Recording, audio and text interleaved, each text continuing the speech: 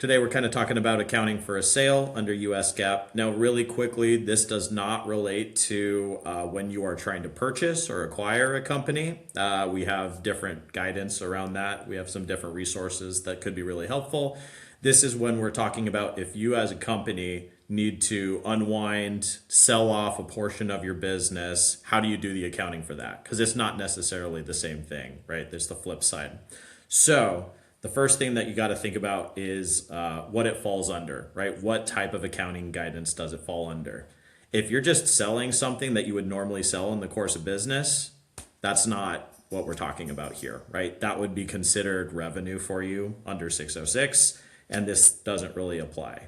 But if that's not the case, and we're talking more about you selling an entire business, an entire office, an entire geography of or a business unit, that's when we're talking about the accounting that we're talking about here. So I'm going to break it down into three really quick, easy key steps.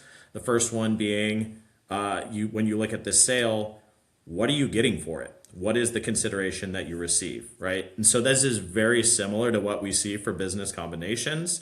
It's, did you get any cash? Did you take on any debt for receiving that? Or did you get any, issue any equity, right? The key thing is, what is the fair value of what you got for all that? So it still takes a little bit of valuation. If you have tricky things like earnouts, you do have to worry about those, but just keep those top of mind is really what is the fair value of what I get for this? Step two, what is being sold? After that transaction, what is no longer on my balance sheet? And really what you're doing is taking whatever the carrying value is of those assets and liabilities that are coming off your books.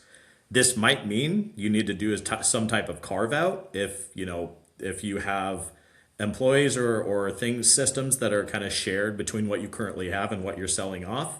So just be aware of that. That could be a tricky process, but it's really just, hey, what is that carrying value? What's coming off? So last thing, take those two pieces, right? What am I getting for this sale, and what's coming off my books for it?